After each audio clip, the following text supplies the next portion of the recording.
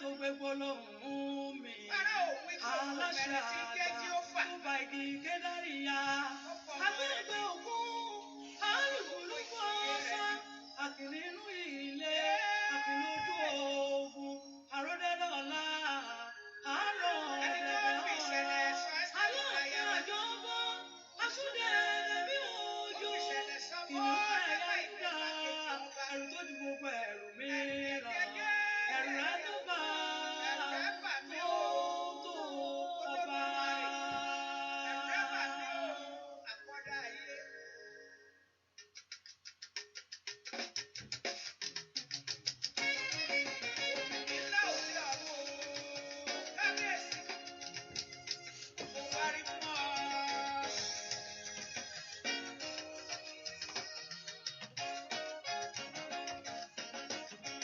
Kálá lè fi wé nínú ọba, kálá lè fi wé nínú ọba, ta ló lè ṣàkàwé ológo jùlọ?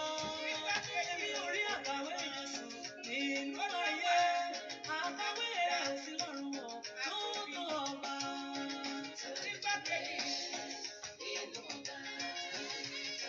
Àkàwé rẹ̀ kò yí ayé àti lọ́run.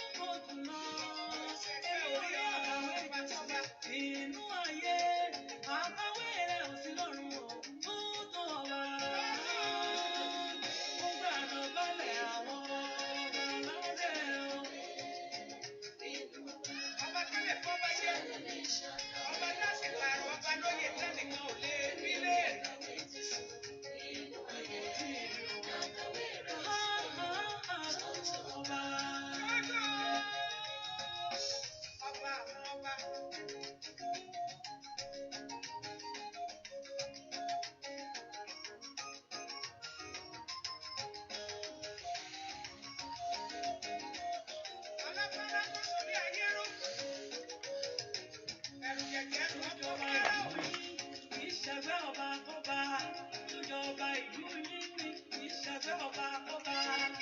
Àwọn ọba ayé tó dáadé ò adé lásán ni. Wọ́n wẹ̀ gbogbo tó bá ọ̀run aláyélúwà. Adé iná ládé rẹ̀ tó tó ọba.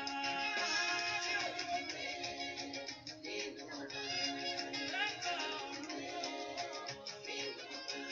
ẹgbẹ̀gbẹ̀gbẹ̀ iṣẹ́.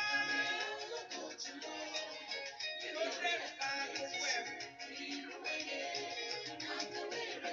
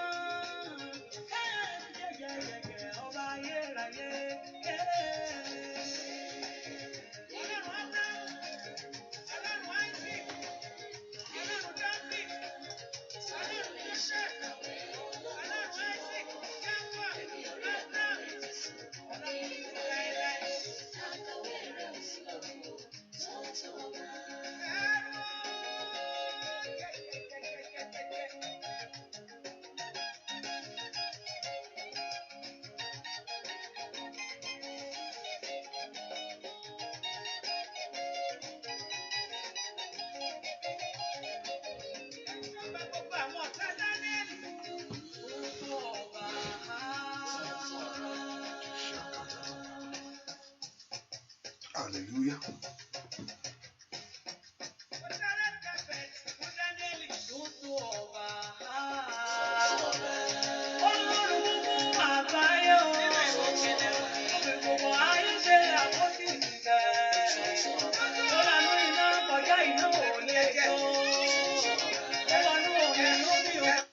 Hallelujah.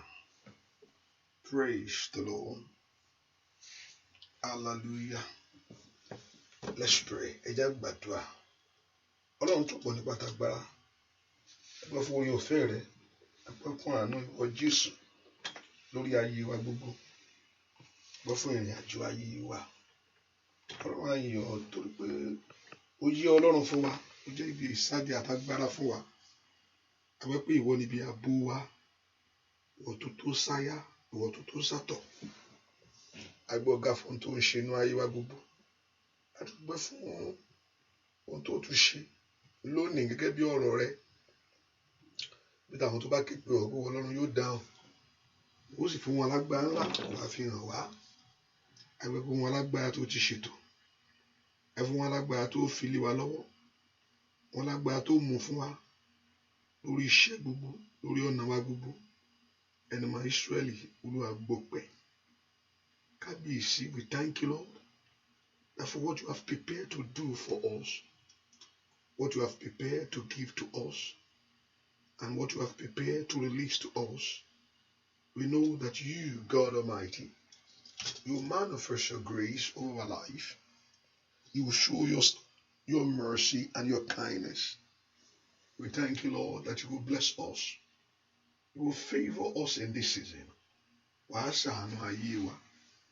And you will do something new as you have promised. Father, be that exalted, O God. And my Israeli, I go, God, we thank you. We worship your name. We give that praise to you. For great is your love. Great is your love. Great is your love, O God. Great is your love towards us. Great is your love towards our family. Orí ọ̀fẹ́ rẹ máa pọ̀, àánú rẹ pọ̀, Jésù ṣeun, adúpẹ́ fún gbogbo, adúpẹ́ lọ́wọ́ rẹ, adúpẹ́ fún ìyìn rẹ lórí ayé wa. Ìwọ tó tó bẹ́ẹ̀ tó ju bẹ́ẹ̀ lọ. Aláàánú Góṣẹ́nì a yìn ọ́, ọba tó bá wá rìnrìn àjò láyé. Ọba tó ń bá wa rìnrìn àjò ayé wa.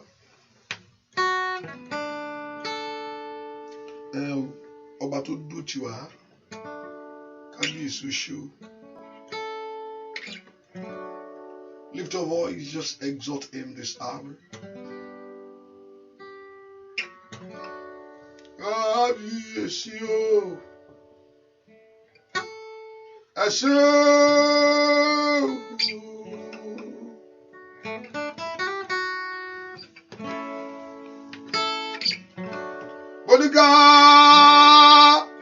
Oníkábíyèsí o,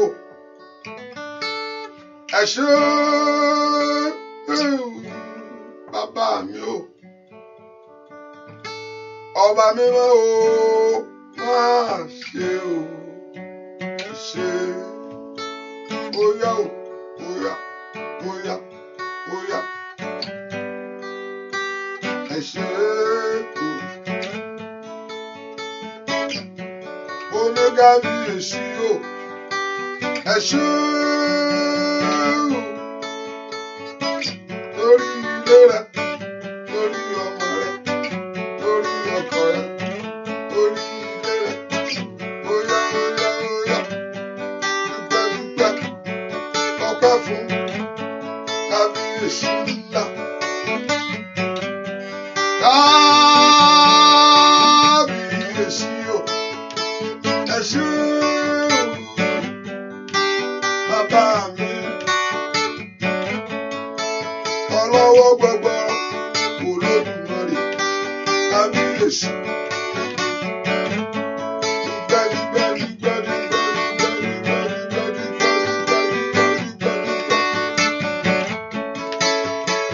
Ẹ ṣé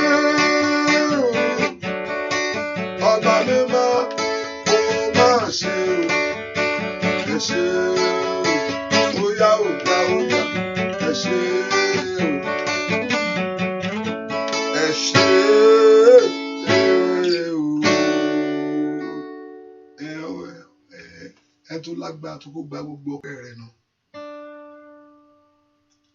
Ẹni tó lágbára láti gba gbogbo èyí, ìwọ ló yẹ, ìwọ ló yẹ, ìwọ ló yẹ láti gba ògo.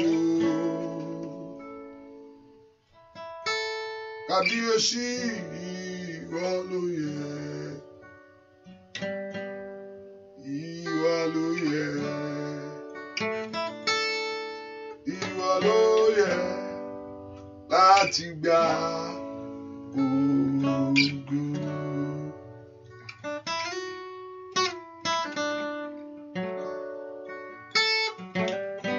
Lift your voice and just exalt him.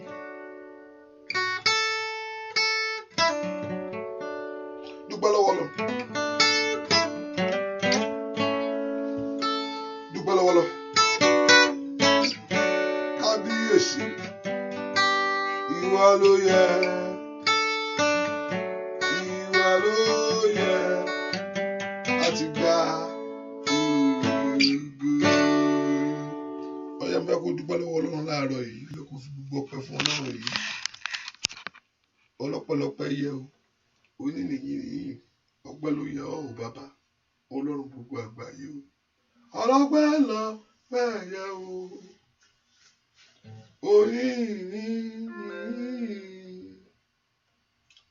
Ọpẹ́ ló yẹ ọ́ o bàbá, Ọlọ́run gbogbo ayé o, ó ìyọ́ o, óyá óyá, ọlọ́pẹ́ yẹ o, óyá,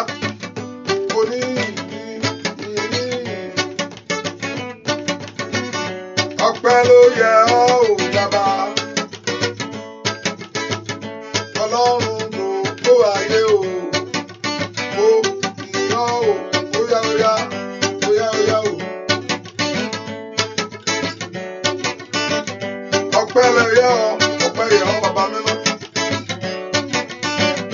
ọpẹ́ tó sí ọ tó ṣe, ọlọ́pẹ́ yọ bẹ́ẹ̀ yẹ o, ẹ bá mi bẹ̀rẹ̀.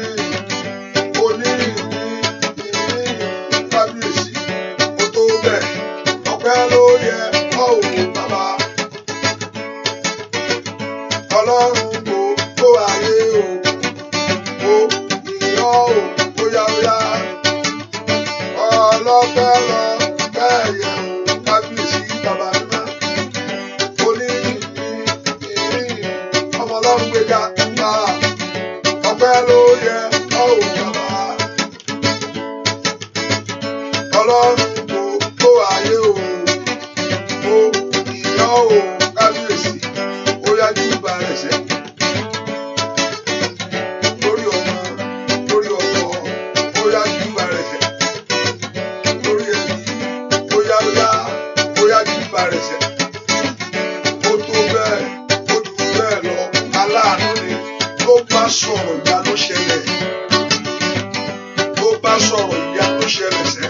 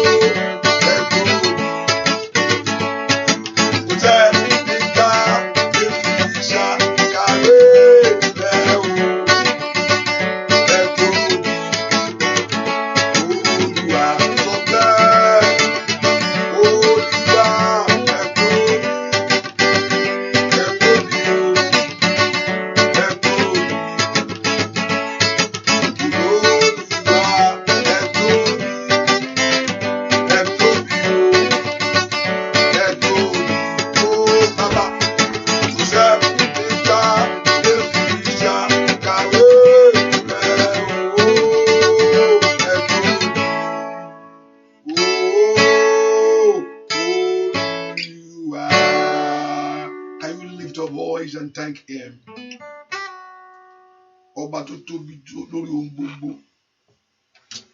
Wo mọ̀ pé tó bá sọ̀rọ̀ lórí ayé rẹ, ọ̀rọ̀ rẹ̀ lágbára ju ohunkóhun lọ. Kí ọba ayé yìí wí. Tóun bá ti sọ̀rọ̀, ọba yóò dákẹ́ ni. Ta ló bá ayé níwájú Ọlọ́run alààyè yìí? Ta lálágbára náà?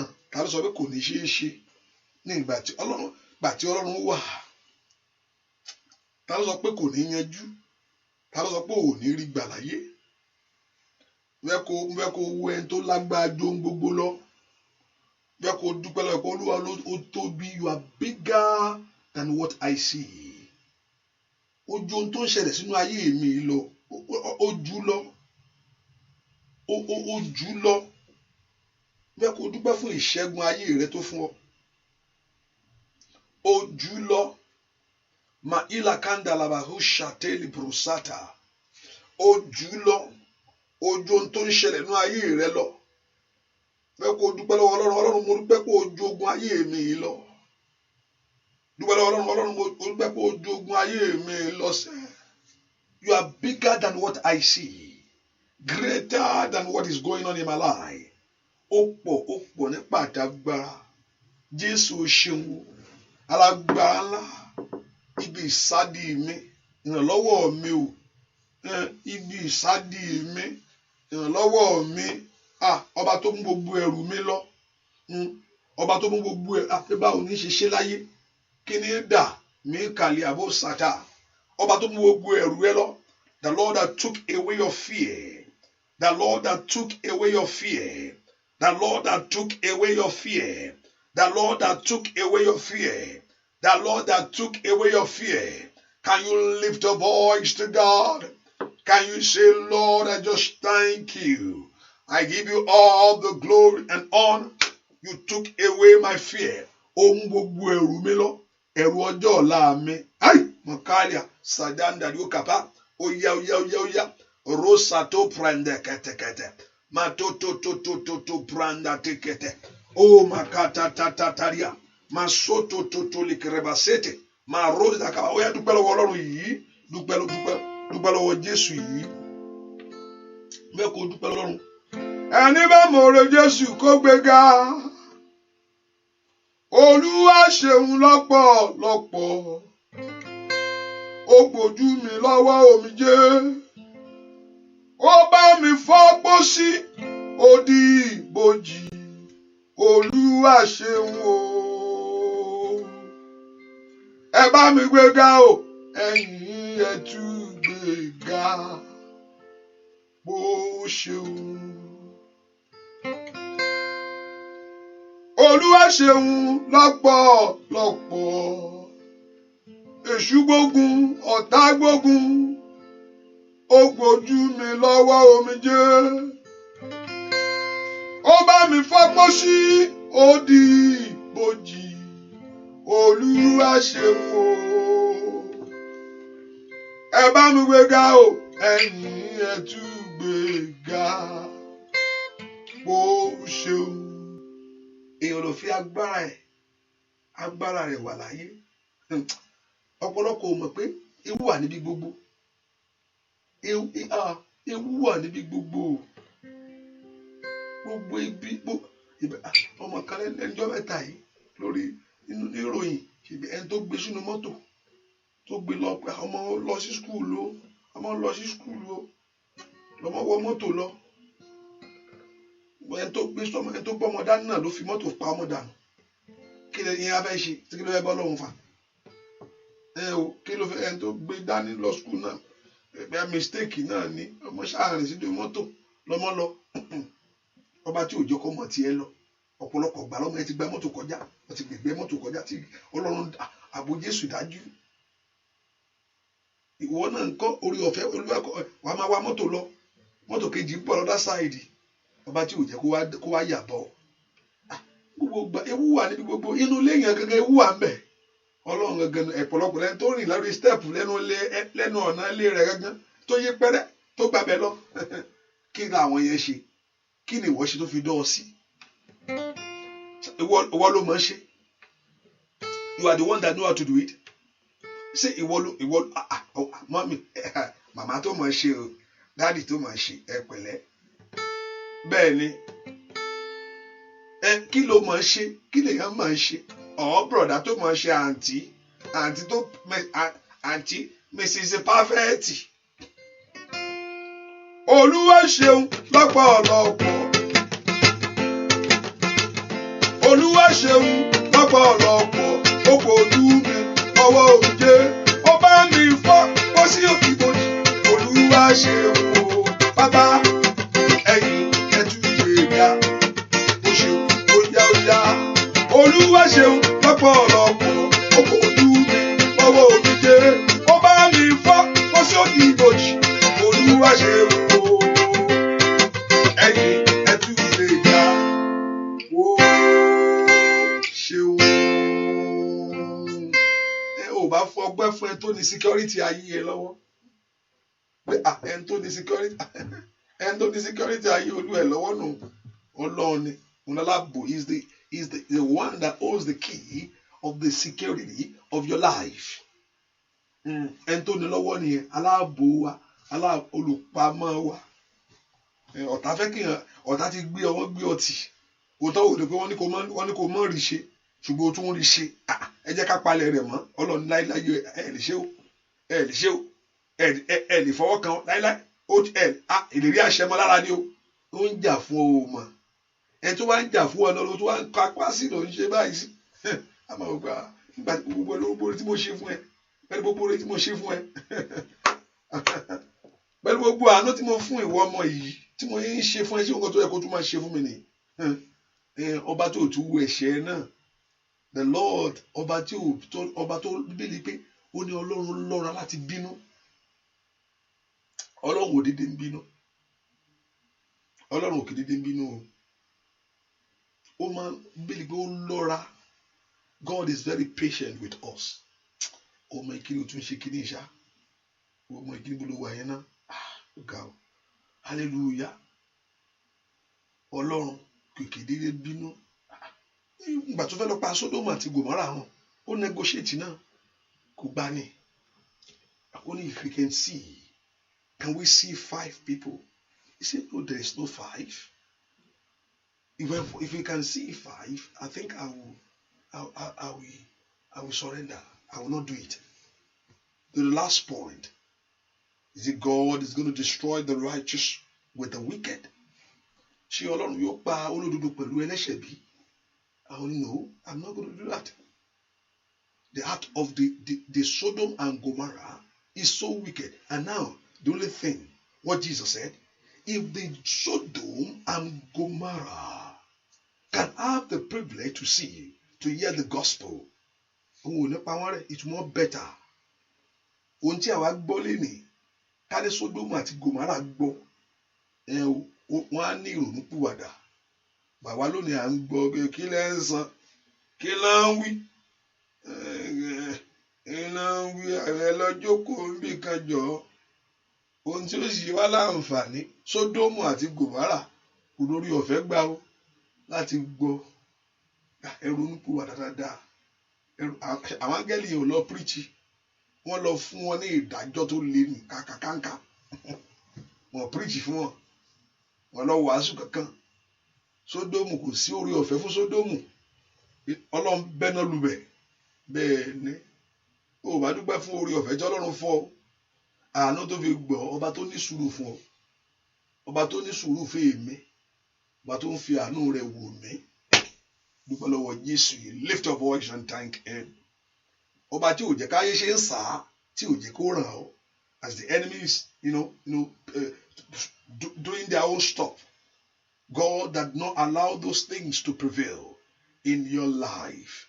So yá gbé Jésù ìga sẹ́, gbé Ọlọ́run ìga, Ọlọ́run ó ṣeun, ẹlẹ́dàá mi ó mọ̀ sí, ó ṣe ó gbójú mi lọ́wọ́ omijé, ó bá ń fọ́pọ́ sí, ó bá ń dìbòjì, ó mọ̀ ó dúpẹ́ pé wọ́n tó mú mi dé yìí, wàá kó wú mi ládùn ìjà, ó ní jẹ́ kí Sátánì fi ayé mi parí iṣẹ́ rẹ̀. Ọba tí ò ní jẹ́ kí Sátánì fi ayé rẹ̀ parí iṣẹ́ rẹ̀. Sátánì á parí iṣẹ́ ẹ̀ náà dún yìí o. Ṣùgbọ́n ayé tiẹ̀ kọ́ ló fi parí rẹ̀. Ayé ọmọ rẹ̀ kọ́ ló fi parí rẹ̀. yóò close book ẹ̀ ní ọdún yìí ṣùgbọ́n kò ní fi ayé tiẹ̀ close ẹ̀ ai mọ̀ká nànàntà brandosha kò sì ní fi ayé tiẹ̀ bẹ̀rẹ̀ in 2020 kò ní fi ayé ìgbà tí a bá gbọ́ December things begin to happen and very in January too nǹkan tuntun ṣẹlẹ̀ o nǹkan kó tún ṣẹlẹ̀ o ó fa ayé àwọn ẹlòmíì parí ẹ̀ á ti fi ayé àwọn ẹlòmíì bẹ̀rẹ̀ pé ó yá jẹ́ kí n bẹ̀rẹ̀ iṣẹ́ mi lọ ṣùgbọ́n ó ní kò gbúdọ̀ dọ́dọ̀ tiẹ̀ torí ààbò dájú orí ọ̀fẹ́ pọ̀ sí ó yá dúpẹ́ lọ́wọ́ Jésù the grace abound over your life dúpẹ́ lọ́wọ́ Ọlọ́run yìí ẹni tó ní mi mo gbé ọ̀gá o ẹni tó pọ̀ ní pàtàgbà mo yìn ọ́ Jésù ṣé o Jésù ṣé o Jésù ṣé o Jésù ṣé o fún àǹfààní orí ọ̀fẹ́ tó fún mi fún àǹfààní àánú tó ní orí gbà ó yá somebody lift your voice and give that praise to him ó yá dúpẹ́ lọ́wọ́ Ọlọ́run yìí ó yá dúpẹ́ lọ́wọ́ Ọlọ́run ọba tó lágbára lórí ohun gbogbo máa tó bẹ̀rẹ̀ kẹ̀tẹ̀kẹ̀tẹ̀ mẹ̀lẹ̀blẹ́ndẹ̀rẹ̀ ó yá dúpẹ́ lọ́wọ́ Ọlọ́run ẹ̀ ń talé àkàtà kí ilẹ̀kùn àánú kó ṣí fún ọ ó yá dúpẹ́ lọ́wọ́ Ọlọ́run rìpátò kò plẹ́ndẹ̀kẹ̀tẹ̀ kí ilẹ̀kùn ògo kó ṣí fún ayé rẹ ó yá dúpẹ́ fún Ọlọ́run màkúndà kàtàlíà kí ọwọ́ ìrànlọ́wọ́ kó dé bá ayé rẹ lọ́wọ́lọ́wọ́ ràpàtó kílẹ̀ bó ṣẹ̀tìlẹ̀ ó yá dúpẹ́ lọ́wọ́ rẹ bàbá la pranda sí kẹ̀tẹ̀kẹ̀tẹ̀ mànúblẹ̀ kẹ̀tẹ̀kẹ̀tẹ̀ ọba tí ò jẹ́ kó ṣẹ̀ṣẹ̀ gbé rosada lè prendo tó kẹ̀tẹ̀kẹ̀tẹ̀ ọba tí ò jẹ́ kí ṣiṣẹ́ èfún tàbí èdè ayé mú ọ ọ̀pọ̀lọpọ̀ èfún ló mú èdè láyé rán sí ai màkàlì àkàtàkàtà ọba tí ò jẹ́ kẹ́mi ṣiṣẹ́ bàlẹ́ ọ mẹ̀nọ́ndàlíà ọ̀pọ̀lọpọ̀ àṣìṣe tán kí ni mo ṣe kí ni mo wá ṣe báyìí náà kí ni mo wá ṣe báyìí náà kí ni mo wá ṣe kí ni mo wá what have I done kí mo ṣe kí ni mo ṣe yìí ẹ̀mí ṣiṣẹ́ lẹ́gbẹ̀lú kó mọ ṣiṣẹ́ ni màá wá ń dà ẹlòmíì sọ̀rọ̀ rẹ yóò mọ sọ̀rọ̀ sọ ni ọba tí ò jẹ́ kó ṣì sọ ai màtáàtà ọba tí ò jẹ́ kí Sátánì dé sílé ọ tọmọtọmọ ó yá dúpẹ́ lọ́wọ́ Jésù alágbá ọmọ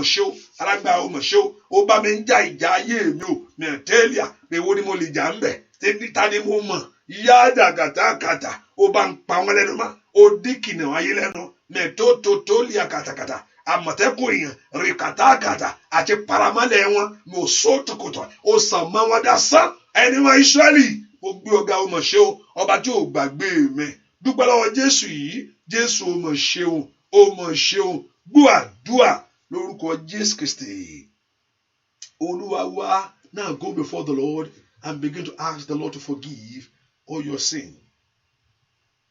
When you look at it, and also the way I think about it,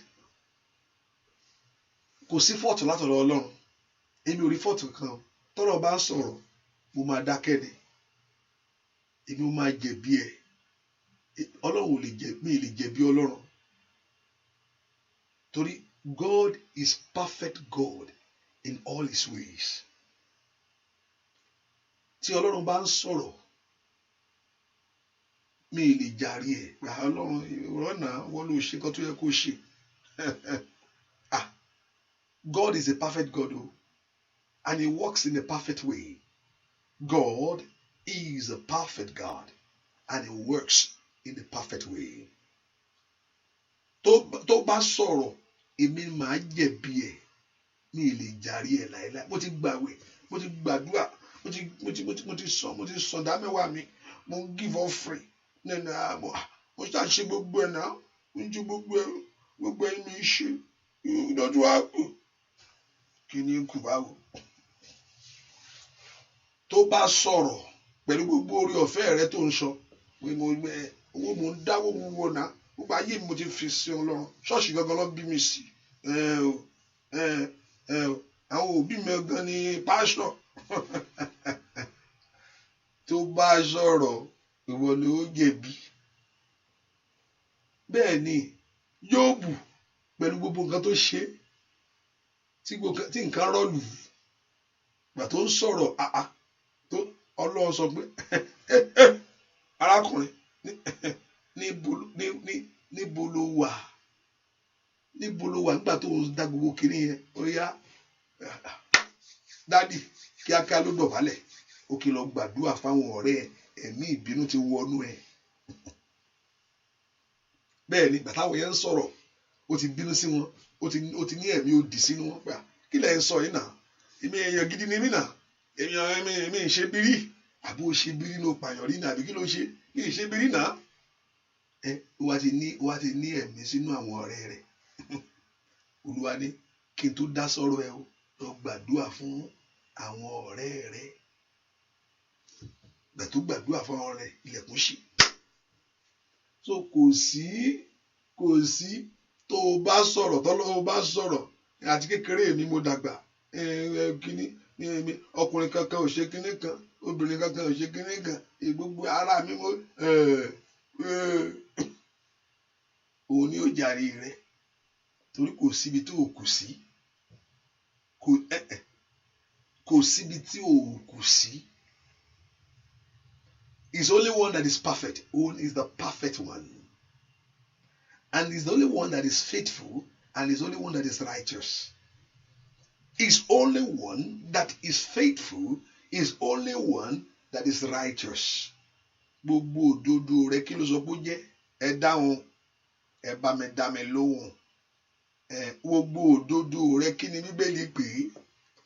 Ẹ dáhùn. Mọ́mí àti dádì, ó yá. Gbogbo òdodo rẹ kí ni Bíbélì pè é? Mi ti gbọ́ nǹkan kan. Níbo lẹ wà? Gbogbo Bible study rẹ. Praise the Lord. Gbogbo òdodo rẹ kí ló pè é? Mọ́mí. Mi ti gbọ́, mi ti rí nǹkan kan. Àkísà ẹlẹ́gbẹ́. Thank you, sir. Gbogbo òdodo rẹ, a filthy rat. So kí ni ìyẹn abẹ́rẹ́ kí n ká gbáǹkọ́ wo lèèyàn fẹ́ lọ fún lòun wájú Ọlọ́run àbí kó o bẹ̀bẹ̀ kó ṣàánú rẹ̀. Àti kékeré mi ni mo ti ṣọ́ọ̀ṣì gangan lọ́gbọ́n jù mí sí báyìí, mo ń dàgbà sí. Mo ṣe mi ṣe ẹ̀ṣẹ̀ ọparí, mi ṣe kankan. Ọ̀pọ̀lọpọ̀ nǹkan tó wáyé ó ní gbogbo nǹkan tó ń sọ yẹn. Èyí wá sọ pé British á ní ìṣèpáyà ṣe máa ń sọ náà. Wọ́n á ní rọ́bìṣì. Wọ́n ní rọ́bìṣì ni. Ṣé rọ́bìṣì nàbí? Trash. Honey. What's trash? Is it rubbish? It's not rubbish. Rubbish kọ́. Kí ló máa ń sọ yẹn náà? Is it rubbish ló máa ń sọ? Àwọn máa ń sọ pé trash, but àwọn máa ń lo language kan. Kí ló ń sọ yẹn náà? Rubbish náà ni. Is it rubbish? Is it rubbish? There's one word tó máa ń lò tá a kì í rubbish.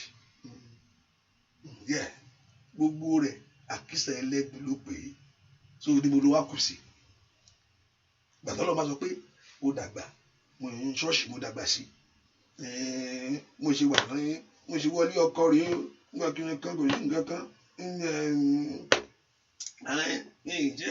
Mo ń gbàdúrà lọ́sàn-án, mo ń gbàdúrà lóru, mo ń lọ ṣọ́ọ̀ṣì dáadáa. Èmi gangan ni choir master. Gbogbo rẹ̀ tó bá gbé wájú Ọlọ́run nípa àkìlò ń sọ yìí náà, come on man. Kòtó àkísà ẹlẹ́gbẹ̀ẹ́ ni. Ó dá níbo ló wá kù sí? Ó yá ẹ ṣàánú mi ni. Ẹ ṣàánú mi ni. Ó yá bẹ̀rẹ̀ sí gbèrè fún àánú. Ọlọ́run mo gbà, ó jù mí lọ, ṣàánú mi ni.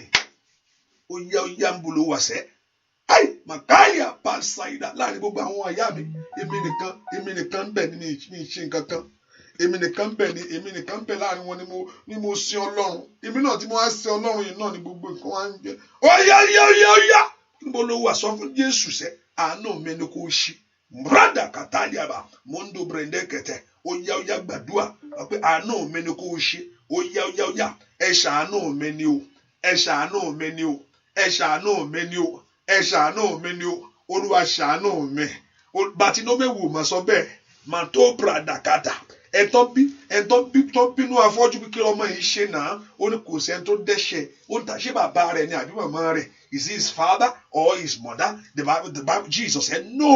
Ó ní kò sẹ́ni tó dẹ́ṣẹ̀. Ó ní bó ṣe wà bẹ́ẹ̀ yẹn, ògo Ọlọ́run la fẹ́ gbé jáde lára rẹ̀. Ó yá mànáńdà dàbà ó sàtà mẹ́númprendo tó kò pèlèkètè. Ó yá àánú mi ni kò ṣe. Ẹ ṣàánú mi ni. Ọlọ́run ẹ ṣàánú mi ni. Ọmọ Ọlọ́run lanu kó gbàdúrà. Ó ní gbogbo òdodo rẹ̀ tó ń gbé bọ̀. mẹ̀sídà kàtàkàtà ṣọ́ọ̀ṣì lọ bí mi sí ṣọ́ọ̀ṣì mo dàgbà sí àdúrà mò ń gbà gbogbo gbà màtẹ́ẹ̀lì àkàtà mi dẹ́ṣẹ̀ rí ooo pàtàkàtà mo ṣe wọlé ọkọ rè mo rò sàkẹ̀tẹ̀ ó yá àánú mi ni kò ṣe máì mọ̀kálí àdákàtà màrándò brando sẹ́kẹ̀dẹ̀bọ̀ ó yá gbàdúrà àánú mi ni kò ṣe nìtẹ́lìà gbọ́ àdúrà lórúkọ Jésù Kristi Olúwa wa. Ta ló ń bá Ọlọ́run ṣèjọba ayé ẹ̀? Ta ló ń bá Ọlọ́run ṣèjọba? Ta lẹni náà? Ṣé wọ́n wà ní ìgbìmọ̀ rẹ̀ ni? Ta ló ń bá Ọlọ́run? Are you a part of the committee of God? Are you part of God's committee? Tẹ́pẹ́ ẹ ń gbẹ́ èmi rè ó ní kúnú yà ẹ porúkọ Jésù ṣàánú mi ni àánú mi ni kò ṣe. Olúwa àánú mi, have mercy on me. Olórílẹ̀-èdè tó bá ní wò ṣe ṣó mu ni ta ní ìkòkò níwájú amọ̀kòkò, ta ní ọ níwájú Olódùmarè. Ẹ porúkọ Jésù, ẹ ṣàánú mi ni, ẹ jẹ́ n ráàánú lágbà, ẹ ṣàánú mi ni, àánú mi ni kó o ṣe bàbá. Ẹ fàánú wò ọ̀rọ̀ ayé mi wò, ẹ fàánú wò ọ̀rọ̀ ayé mi wò. Ẹnìkan á ní gbogbo àwọn tí ò jáyé, gbogbo àwọn ẹni pé mi ìdẹ jáyé rí mi ṣe kankan o, ọmọlúwàbí mi kékeré, ọmọlúwàbí gbogbo ẹ, àwọn ọ̀rẹ́ mi wọ́n máa lọ pátí, wọ́n máa lọ gbogbo ẹ, wọ́n máa lọ pé mi ò lọ́bi kankan, ìgbé mi náà nìkan lọ́wọ́ kò, ìwọ nìkan náà ló kù. Àánú rẹ náà ni kó ṣe pẹ̀lú gbogbo ilé ètò sọ́lẹ̀. Bẹ́ẹ̀ ni àánú mi náà ni kó o ṣe. Àwọn tó ń lọ pátí tí ń fò yóyóyó àánú náà ló ṣe fún wọn. Ó wù wọ́n náà pé ìwọ ẹlẹ́ṣẹ̀ yìí náà ó kí bóyá ń ṣe kí yẹn náà jẹ́ kí n fàánú dẹ́ ẹ wò náà kí o bóyá ìrònúpìwàdà dé bẹ́ẹ̀. Yóò jìyà ní tó ṣe náà o, ohun tó ṣe yẹn náà tí ò bá ronúpìwàdà. Ọlọ́run méjì rè. The Lord will look at your life and have mercy to bless you. Pé màá fi rí dẹ́ ẹ wò bóyá ire yẹn lè mú ọ ronúpìwàdà. Gbà Ọlọ́run bí mo ṣe jẹ́ yìí, ṣé èmi tó yẹ kí n jẹ́ nǹkan kan ó dẹ̀ sọ mí di ńlá. Látòní lọ mi ní gbégbé ayé báyìí mọ́. Ìkíní, the blessing of God will call us to repentance. There's two things that will call us to repentance: the mercy of the blessing, the mercy of God, the grace of God will call us to repentance. Another thing that will call us to repentance is the judgment of God. The judgment of God also will call us to repentance. Tàbí tí n bá fún ẹ ní ẹgbàá nísìn, orí rẹ ó pè. Bí lè ṣe pé ẹni tí ọmọ bá ẹni tí bàbá bá fẹ́ràn ni ó máa ń báwí. So the mercy and the grace of God á dàbùkún lù ẹ́, á ṣe nǹkan yẹn fún ẹ, á kọ̀ dédé ṣe fún ẹ to call you to repentance. Dá ìwọ Ọlọ́run èmi tí ṣé mi tọrọ pé mi lè jẹ́ nǹkan kan ló dẹ̀ sọ mí di báyìí náà. Mi dẹ̀ ní ṣe nǹkan báyìí mọ́, mi dẹ̀ ní gbígbé ayé báyìí mọ́. The grace called the person to repentance, and the judgment of God ma umbondi yaga call us to repentance. Èmi mo lè tó ń lò fún ọ, ìwọ ni kó ronú jinlẹ̀ dáadáa. Ó mà ṣe mí lóore. Èmi mo lè tó ń lò fún ọ, so ó mọ ẹni tó káàkù jẹ́, ó mọ ẹni tó jẹ́ pé ilé ẹgbàá ló nídìí. Yàgàwó ilé àánú ló nídìí, jẹ́ ìṣàánú ẹ̀. Ọlọ́run ọmọ olúkálùkù yìí mi mọ́lẹ̀ tó ń lò fún ọ kó o ti wò ìwọ Ọlọ́run máa ń lò fún mi bẹ́ẹ̀, ṣé ó máa ń fún mi lẹ́gbàá ni àbó máa ń ṣàánú mi ni? Which one ló ń ṣe fún ọ? Is it the repentance or the mercy or the judgment? Ìwọ ló ń fún ẹ mbẹ. So gbogbo ẹ̀, he called us to repentance to him. Ó ń ṣí etí wa, ó ń ṣí ọkàn wa nípa láti ronú. Mo fún ẹ lówó yẹn kó o lè ronú pé èmi lolùpèsè ẹ. Ẹlòmíì kò sí ní fún, kó sì mọ̀ pé olùpèsè ni. Mi ní fún ẹ until you recognize me. Àìdàdì àbúkọ̀pà, ẹ gbàdúrà, ẹ jẹ́ ráàánú gbà, ẹ jẹ́ ráàánú gbà lórí ọmọ mi gbogbo. Ẹ porúkọ Jésù, àánú mi ni kò ṣe. Ẹ pé ẹyẹ mò ń gbàwẹ̀ kí nìyẹn mi? Mi náà ní àná mo kà fúlàdà yá. Mò ń gbàwẹ̀ mi jẹun ìwà ni àìmọye. Porúkọ Jésù, àánú mi ni kò ṣe ọlọ́run ṣàánú mi mo ti wà ń bẹ̀ tipẹ́tipẹ́ èmi mo dàgbà jù mo lè àkàtàdà àánú mi ni kò ṣe ẹ̀ńdàrí àkàtà èmi mo kéré jù láàrin gbogbo wọn náà èmi ni mo kéré jù àánú mi ni kò ṣe.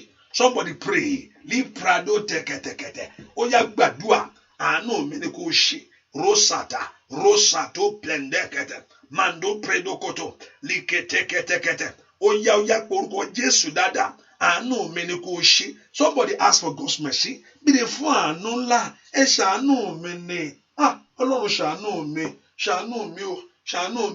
ṣàánú mi o orúkọ Bátílómẹ́wù àánú ló wọ́n béèrè fún Dáfídì ní tàtẹ́rìàbà àánú ló béèrè fún tó bá lè ṣàánú mi ó ní àánú ń bẹ lọ́wọ́ rẹ lọ́ẹ́ kí a lè máa bẹ̀rù Ọlọ́run líka ló bá ó ṣàtà Olúwa ṣàánú mi lórí ire tí mò ń wá sàtífíkẹ́ẹ̀tì rẹ kọ́ àánú ni kò rí gbà ó àìmọye mò ń da yàbá sáàtà mò ń rọ́ṣọ tòtòlìà ọjọ́ orí kọ́ ó nàtẹ́ kẹ̀tẹ̀kẹ̀tẹ̀kẹ̀tẹ̀ ó yá gbàdúrà ẹ ṣàánú mi ẹ bá ń fàánú wò ọ̀rọ̀ ayé mi wò ọmọ náà lanu kó gbàdúrà ẹ bá ń fàánú wò ọ̀rọ̀ ayé mi wò lípẹ̀rọ ṣẹ̀tẹ̀ in Jesus name we pray. Kò ń ṣe ibi tó gbé ló máa dìtámì ògo rẹ kò ń ṣe ibi tó wà ló máa dìtámì ògo ẹ Ọlọ́run ló ń dìtámì ògo ayé ẹni. Ní Nàìjíríà yẹn àìmọye tó ń ṣe oríire ń bẹ oríire tó lágbára tí ò sì fọ 110 hallelujah tí ò sì fọ 110 bẹ́ẹ̀ ni tọ́lọ́run sì ń bùkún wọn ìwọ gan tó gbé báàgì tó rìnrìn àjò wá gan mílíkì ni bẹ́ẹ̀ ni tí ò sì fọ 110 lórílẹ̀ Nàìjíríà yẹn tó wà ńbẹ̀. It's not where you live that determine your blessing. It's what you know. Ohun tó mọ̀. Kò ń ṣe ẹni tó mọ̀. It's what you know about God. Ohun tó òye pẹ̀lú Ọlọ́run. Ọlọ́run ní ń gbìyàn lọ́wọ́ sókè. Kò ń ṣe ìwé tó kà sàríkèétì ẹ̀dá. Masters mélòó ní jọ̀nà àwo náà níbo ló kó sí. Àìmọye kí ni ń jẹ́ bẹ́ẹ̀. Burúntù gangan orí nǹkan mú jáde. Bẹ́ẹ̀ ni burúntù orí nǹkan mú jáde tọ́kílẹ̀ ṣe èèyàn bẹ́ẹ̀. Àánú ni kò béèrè fún ọjọ́ orí kọ́ mo wà ń bẹ̀ kọ́ tipẹ́tipẹ́ kí ni ń jẹ́ bẹ́ẹ̀ èmi mo mọ̀ jù àánú àìmọye tó mọ̀ jù tó sọ di wọn ni kó máa tẹ̀lé wọn bẹ́ẹ̀ kí ló wá fẹ́ ṣe. Ọlọ́run ò ṣe é bá bínú kò ṣe é bá jà mí ì sìn ẹ́ mọ́ mí ì gbàdúrà mọ́ mí ì lọ church mọ́ mí ì tẹ anything about church I don't want to do it anymore mí ì tẹ mọ́ tọ́ra rẹ̀ ta ló ń sọ fún ìwọ àti pásítọ̀ rẹ lẹ́ ń dí ìpàlí àbí Ọlọ́run. Ọ̀pọ̀lọpọ̀ àmọ́ rò pé pásítọ̀ lòun ń ṣàánú ẹni tí ń tọ́ra rẹ̀ àwọn pásítọ̀ yìí mo à ń tọ́jú náà àwọn olùtọ́jú. Ronú rẹ kó gbọ́ lọ́rùn rẹ mú èèyàn ló ń bá lọ àbọ̀ lọ́run èèyàn ló ń wà bí Ọlọ́run tẹ̀ máa yà mí lẹ́nu àkànní àmà sọ àwọn African church yìí èwo ni wọ́n dálẹ̀ hallelujah èwo ni wọ́n gbélẹ̀. Àánú kó ṣàánú ayé rẹ ni ẹ porúkọ Jésù ẹ ṣàánú ayé mi ẹ má jẹ́ ń jìyà kú ẹ má jẹ́ kó gun ọ̀tá borí mi bàbá. Arábìnrin kan mo sọ ó gbà tó kú wọ́n lè sọ pé arábìnrin ó dé jìyà ohun táwọn èèyàn sọ ni ó dé jìyà títí arábìnrin ṣe jìyà tó kò bọ́nú ẹ ó gbé ọ̀hún bẹ́ẹ̀ ni bí àbúdẹ̀ ṣe jìyà tó gbà tí mo gbọ́rọ̀ yẹn mo ní wọ́n ní búdẹ̀ ṣe jìyà arábìnrin dẹ̀ jìyà títí kò rí nǹkan gbá ṣùgbọ́n ìsókè ó jìyà láyé ni ṣùgbọ́n ọ̀rọ̀ ń bẹ fún Ọlọ́run tó bá mọ Ọlọ́run is not a loser. A child of God is not a loser. Any child of God in the hand of our enemies is not a loser. No matter what you're going to pass through in this world, you are not a loser. You are not a failure. A someone that is a failure is that ẹni tí ò ní Ọlọ́run láyé ẹ̀, ẹni tó pàdánù ìjọba Ọlọ́run is a great failure. Ó ń di loser. But ó dáa kéèyàn gbádùn ayé kéèyàn náà gbé inú ayé ló ń gbé owó rẹ́ǹtì ó jáde lápò rẹ̀ ó fẹsẹ̀ rìn ìgbà míì tó bá ń jọ́ kan mò ń fẹsẹ̀ rìn nígbà kan mò ń fẹsẹ̀ rìn níjọ́ kan mo sì kéré mi tí mo ti ń fẹsẹ̀ rìn ìgbádùn ohun tó orin dé náà da láyé ẹnu ayé ló ń gbé o inú ayé ló ń gbé o mo ti ń fẹsẹ̀ ibi tí mo ti ń fẹsẹ̀ rìn mọ́tò kan kọjá lẹ́gbẹ̀ẹ́ mi ó lọ fófófó mo ń fẹsẹ̀ ṣá kò tí ìǹtẹ̀ tí ì dé ìdájì mọ́tò tí yóò yan mo ní ìyá ọmọ dá láyé o ẹni ìfimílẹ̀ ojú kọjá mi kí ló fi kọjá mi o ó gbá mọ́tò mú pápápá mọ́tò gbé lọ èmi sì ń fẹsẹ̀ ṣá inú ayé ọ̀run lájọ wà ní inú ayé lájọ wà ọ̀run kọ́ lájọ wà inú ayé ní gbogbo wa náà jọ wà tó gbé mọ́tò kọjá lẹ́gbẹ̀ẹ́ mi wọ̀n mo ṣe mo lè wo ibi tí mo ń lọ lọ́ọ̀kan pé ibi tí mo ṣe ń lọ nìyẹn lẹ́ni etí mo sì kò pẹ́ náà ló dé yán ló tún gbé mọ́tò kọjá ìwọ́kẹ́ ibi tó rí bá ọdẹ nù o ẹ pọ orúkọ Jésù ó yá ṣàánú ayé mi bàbá ẹ jẹ́ aráàánú lágbà have mercy upon me ẹ ṣe ìrìn àjò ayé mi lórí ẹ má jẹ́ n jìyà kú ẹ fàánú gbóhùn mi lónìí kẹ fàánú dá mi lóhùn orúkọ lọ akàtí brando ṣèkéte brando tòkòpẹ ẹ gbàdúrà orúkọ ẹ fi àánú gbóhùn mi hear my voice with your mercy and you reply me o God with your mercy ẹ fi àánú gbóhùn mi ẹ fi àánú dá mi lóhùn bó bá ṣe ń sọ kó ní àkókò ti tó ẹ fún kófì ẹ fi àánú gbóhùn mi ẹ fi àánú dá mi lóhùn ẹ porúkọ Jésù lift your voice and talk to God let God hear your voice with mercy let mercy reply you mi ló ń blẹ̀dẹ kẹ̀tẹ̀kẹ̀tẹ̀kẹ̀tẹ̀ ẹ fi àánú gbóhùn mi lónìí ẹ fi àánú dá mi lóhùn níbo ló wà má mi porúkọ Jésù yẹn dáadáa lè prando prendekẹtẹ ẹ fi àánú gbóhùn mi ẹ fi àánú dá mi lóhùn ó ṣàtipẹ́ tó o ti ń wí ó ṣàtipẹ́ tó o ti ń wá kiri ṣáàdùà tó máa kọ́ gbà lẹ́nìí ni ànàlẹ́ àbàkàṣà ó ti ń gbà á yèkètèkètèkètè my roshodo brendekẹtẹ my yagadagadaga my to prendo tokẹtẹ ó yá ẹ fàánú gbóhùn mi in Jesus' name we pray. One thing I always that I don't really do, I don't really put people to fasting.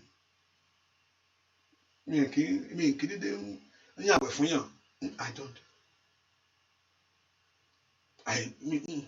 Because mo mọ̀ pé ọ̀pọ̀lọpọ̀ ti gbàdó ti gbàwẹ̀ èmi ti máa báyọ̀ sọ̀rọ̀ pé kò ní kọ́ wá bá mi ó ní òye Ọlọ́run ọ̀rẹ́ dìnnà gbà mí máa béèrè lọ́wọ́ ẹlòmíì pé ẹ máa ń gbàwẹ̀ àbí mo ń gbàwẹ̀ so eléyìí tí mo yàn fún ẹ kọ́ ló máa mú àánú wá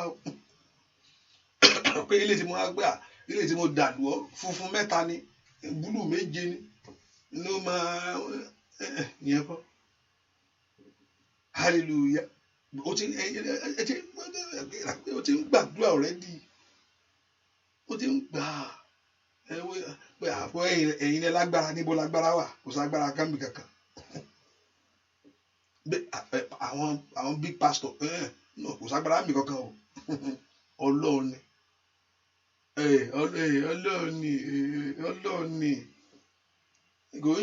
o ti gbàdúrà o ti gbàwẹ̀ ṣé ilé ló máa kọ́kọ́ gbàdúrà ṣé àwẹ̀ tó máa kọ́kọ́ gbà rè ni o ti gbà ilé tó ju ilé lọ ẹnu jọ papò ẹlòmíì o ti gbàwẹ̀ o gbọ́dọ̀ ti wà ágáàdì o ti di nǹkan ṣe lára o ti gbàwẹ̀ wọ́n ti jù sí rẹ́ẹ̀dì náà jù sí búlù ni yóò ti gbé pápá o ti gbà pé ṣèbí káàánú kó ṣàlè rí ṣe ló fi ń gbà kọ́wọ́ rẹ̀ ṣàlè tẹ́ láyé ló fi ń wá kiri ọ̀pọ̀lọpọ̀ wọ́n ti ṣẹ̀ ń gbò bẹ́ẹ̀ ni wọ́n ti gbá ìgbò sí káì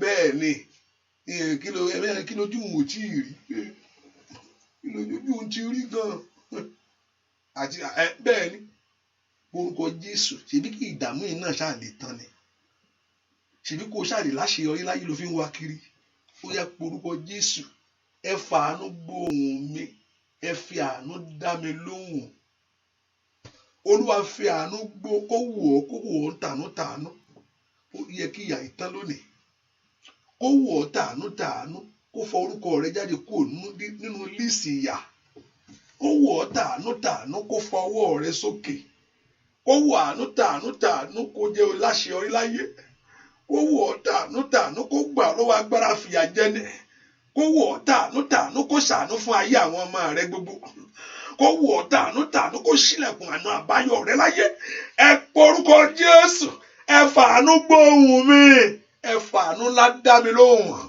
ẹ fàánú gbóhùn mi ẹ fàánú ládá I'll hear my voice with your mercy o God ẹ fàánú gbóhùn mi o páyà kàtá màsáìdà ẹ mú ọjọ́ orí mi dé kankan ẹ mú ọjọ́ ayọ̀ mi ṣẹlẹ̀ ẹ porúkọ Jésù ẹ mú ọjọ́ ìmúṣẹ mi ṣẹlẹ̀ bring my dream to pass bring my dream to pass bring my dream to pass bring my dream to pass bring my dream to pass in Jesus' name we pray. Ọlọ́run ní ìṣèjọba rẹ̀ kò sẹ́ni tó bá ń ṣèjọba o.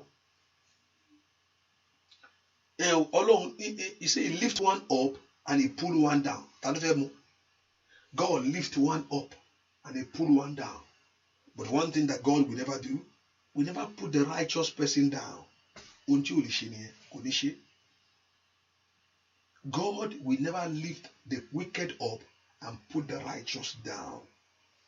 Òdodo yóò máa lékè ni. He lift one up and he pull one down. Ayọ̀ ẹnìkan kúrò ń pò. Fásitì ó yọ ń pò nípa ẹ̀mí ṣiṣẹ́. Ẹ̀mí ṣiṣẹ́ balẹ̀. Pride enter into her. Ọlọ́run fàálẹ̀ ó sì ná Esther jáde. Bọ́lá ṣe máa ń ṣe nìyẹn o. Ọlọ́run kì í gbé kó mú olódodo kó gbó olódodo wálẹ̀ kó wá gbé èèyàn kà síbẹ̀. No, èṣù ló ń ṣe yẹn. Ṣùgbọ́n Ọlọ́run will lift the righteous and put the wicked down. He lift one up and pull one down. But he will never pull the righteous person down. God will never disappoint the righteous person. Olódodo. Lóòótọ́ tí olódodo tí ẹlẹ́ṣẹ̀ bá ń jìyà, olódodo máa ń forí gbá díẹ̀ mbẹ̀. Tí ẹlẹ́ṣẹ̀ bá ń jìyà, olódodo náà máa ń bá wọn pín bẹ̀. Ó ṣáà bá wọn kó jẹ Nàìjíríà. Àbí? Àwọn míì ní ń jẹ báyìí, gbogbo yẹn ní ń jẹ. Àwọn kan sì ń gbé lá. Bẹ́ẹ̀ ni, tí olódodo bá ń jìyà, tí ẹlẹ́ṣẹ̀ bá ń jìyà, olódodo máa ń pín bẹ̀. Nàmí nǹkan kan lè ṣẹlẹ̀ jẹ́ pé but one thing olódodo ò lè kú mbẹ̀ Ọlọ́run á fà jáde. That many things you are passing through in your life is not because of your own sin. There are many generation things in life, but you are living righteously. There are many things, generations things in life that also you are part of it. Sátánì ó mú ẹ mọ́lẹ̀ lórí ẹ̀ pé àníṣe ó máa jìyà yìí. Ṣùgbọ́n olódodo Ọlọ́run á fọ̀ jáde. There are many things in life ohun tí bàbá ti ṣe ni tó ń béèrè fún ìdájọ́ lórí ọmọ. Hallelujah. Ìgbà tí Mòṣẹ́rẹ́tì Sọ́ọ̀lù ṣẹ̀, ìgbà tó fẹ́ ráǹdì wọn ọ̀pọ̀ tọ́lọ́run táwọn ẹ̀pọ̀ tí ìdájọ́ ń béèrè. Mòṣẹ́rẹ́tì Dáfídì fẹ́ òun nìkan ló dálẹ̀. Òun nìkan ló fílẹ̀ ó náà yòókù. Òun ò ní choice o. Ẹ lọ sẹ̀san fún wọn. Bàtà sì tó fi okùn sí wọn lọ́rùn tó áǹgì wọn tó pa wọn. Ní ìjà yẹn dákẹ́. Ìdájọ́ béèrè. So, but God always deliver the righteous. Kò jẹ́ kí olódodo kú sínú ìyà. Ẹ porúkọ Jésù. Ó yá gba ìjọba lọ́wọ́ Sátánì. Ẹ porúkọ Jésù. Olúwa gba ìjọba ayé mi lọ́wọ́ ẹni tó ń dààmú rẹ̀. Porúkọ Jésù. Lord, take the kingdom of my life. Ẹni tó ń dààmú ìjọ ayé mi. I want you to begin to share that prayer. Share it as much as you want. Share it. Call somebody in. Ibi àdúrà láyé ẹni tí ń ṣeré láyé. Ibi àdúrà lèyẹn tí ń rí tiẹ̀ mú. Call somebody. Ẹ porúkọ Jésù. Olúwa gba ìjọba ayé mi lọ́wọ́ ẹni tí ń darí rẹ̀ ríboríbo. Olúwa gba ìjọba ayé mi lọ́wọ́ ẹni tó mú dání. Èèyàn kà tó ní ò fẹ́ kí ayé mi kó lójútùú. Nínú àdúrà yìí máa tó lí karaba sanda yàrá. Ó yá gba ìjọba ayé mi. Ẹ gba ìjọba ayé mi lọ́wọ́ àìní o. Ó yá porúkọ Jésù. Olúwa ṣe fún mi. Nínú àdúrà yìí jẹ́ orí tèmi. Olúwa dákun o ṣe fún mi. Nínú àdúrà yìí jẹ́ orí tèmi. Olúwa dákun o ṣe fún mi. Nínú àdúrà yìí jẹ́ orí tèmi. Óyá óyá dákun o.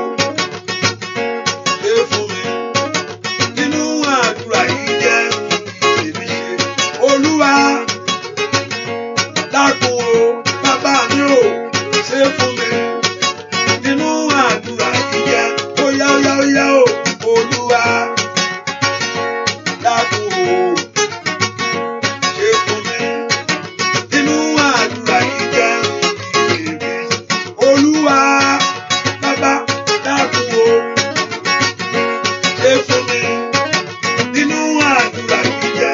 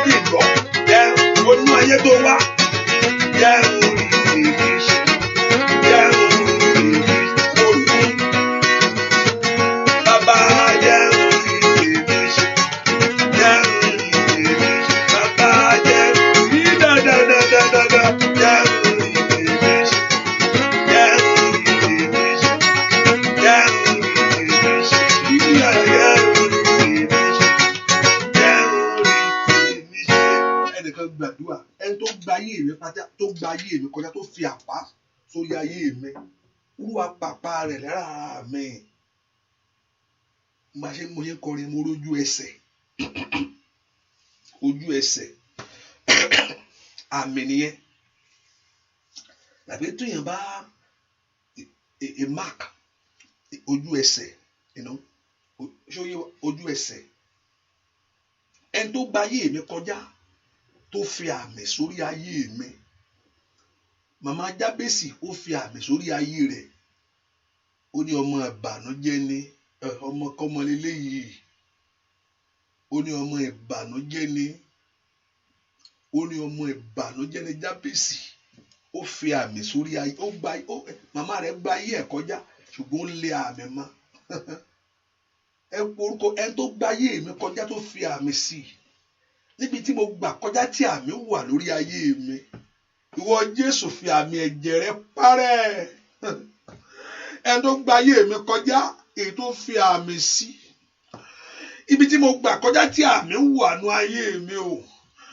Ẹ bá ń fi ẹ̀jẹ̀ Jésù parẹ́. Ẹ porúkọ Jésù bí tẹ́ wà sẹ́. Ẹni tó gba ayé mi kọjá tó fa àmì sórí iṣẹ́ mi o. Tí ò jẹ́ iṣẹ́ mi dàgbà. Tí ò jẹ́ kí iṣẹ́ mi jọ. Èyí tó ń fìṣẹ́ ṣẹ́ mi. Ẹ porúkọ Jésù. Ẹni tó gba ayé mi kọjá àbí ibi tí mo gbà kọjá tó fi àmì sórí ọ̀rọ̀ mi. Ọmọ náà máa ń kó gbàdúrà kó pe Jésù. Ẹ bá ń fẹ̀jẹ̀ rẹ parẹ́ bàbá. Ẹ̀mí àmì ọ̀tá kò nú ayé mi bàbá. Ọmọ náà ń lanu kó gbàdúrà. Roba kato prelete kẹta. Me robe and don't blend. Lift your voice and pray. In any place you have passed through in life, in anyone that have passed through your life,